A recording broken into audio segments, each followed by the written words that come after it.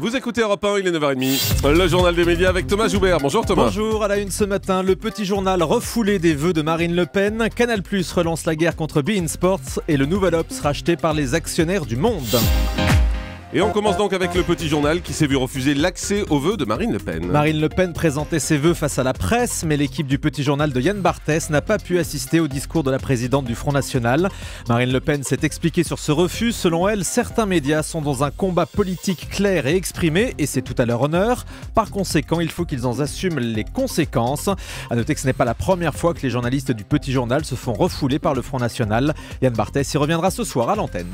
Canal+ veut priver sa concurrente beIN Sport de la Ligue 1. Les Échos révèlent ce matin que Canal+ a rédigé une note à destination des pouvoirs publics pour réclamer un décret qui interdirait à tout diffuseur propriétaire d'un club de foot de pouvoir participer à un appel à candidature pour diffuser des matchs.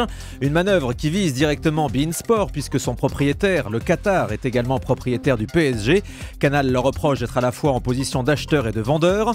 L'ironie, c'est qu'on se souvient qu'autrefois Canal+ était propriétaire du PSG et qu'à l'époque ça ne les gênait pas d'être également diffuseur de la Ligue 1. De son côté, le Qatar rappelle que le PSG et beIN Sport sont deux entités indépendantes l'une de l'autre. Coé n'a plus aucun projet avec la chaîne Énergie 12. Oui, l'animateur a indiqué que son projet d'Access Prime Time entre 19h et 20h était abandonné. Il y a eu des discussions, mais elles se sont vite arrêtées, a-t-il dit au Buzz TV Magazine. L'occasion également de revenir sur l'appel du pied qu'il avait lancé à France Télévisions récemment.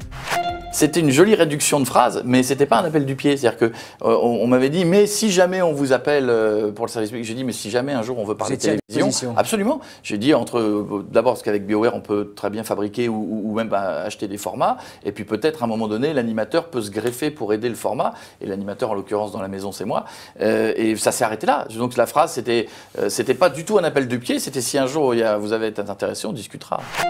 Le Nouvel Observateur racheté par le groupe Le Monde, on vous en parle depuis ce matin sur Europe 1. Et c'est officiel, l'hebdomadaire va être racheté par les actionnaires du Monde, Xavier Niel, Mathieu Pigasse et Pierre Berger. Il devrait prendre une participation de 70%. Claude Perdriel, l'actuel propriétaire, conserverait 30%. Cette nouvelle répartition sera discutée demain lors d'un conseil de surveillance. Le site internet Rue 89 qui appartient au Nouvel Obs serait compris dans la vente.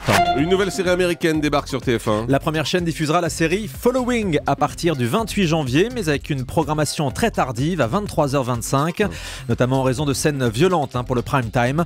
Following est une série policière avec notamment Kevin Bacon. Ça a plutôt bien marché aux États-Unis. C'est une super série. Moi je l'ai vu en entier, j'ai vu toute la première saison, c'est génial. Ouais, ça sera 2 épisodes à la suite en France le mardi soir après Person of Interest sur TF1. M6 relance l'émission Patron Incognito. Cette émission où le dirigeant d'une entreprise se déguise pour travailler pendant une semaine auprès de ses salariés. Il s'agit de voir comment ça se passe sur le terrain. À la fin de l'émission, il révèle sa véritable identité. Le patron de la société Memphis Coffee et le patron des garages Delco ont accepté de se prêter au jeu. Diffusion le mercredi 29 janvier à 20h50 sur M6. Laurent Ruquier sur TF1, c'est possible ? Oui, en tout cas pour une apparition. L'animateur de France 2 sera l'invité du prochain Qui veut gagner des millions, spécial pièce jaune le 31 janvier prochain. Il jouera en compagnie de Michel Bernier. Laurent Ruquier qu'on voit beaucoup en ce moment sur TF1 puisqu'en décembre il était déjà invité dans Les Enfants de la télé. Il avait également participé à la soirée spéciale Lynn Renaud. On vous disait hier que Pascal le grand frère allait s'arrêter sur TF1, la nouvelle version de Pascal le grand frère. Et bien ce matin, on a une information exclusive pour vous puisque l'émission s'arrête sur TF1 mais arrive sur une autre chaîne du groupe. Sur NT1 précisément, de nouveaux tournages vont commencer cette semaine et ça nous promet une bataille de Pascal sur la TNT puisque Énergie 12 relance également une émission du même type avec le Pascal d'origine, celui qui était avant sur TF1. Ça s'appellera SOS Pascal, ma famille a besoin d'aide à l'antenne dans les prochaines semaines. C'est court comme titre ça. La série de Canal+ Hard va être adaptée aux États-Unis. Cette série est très réussie qui se passait dans l'univers du porno. La chaîne américaine HBO va produire un remake et on a appris hier que le scénario allait être confié à l'une des scénaristes de la série Sex and the City, spécialiste de la question.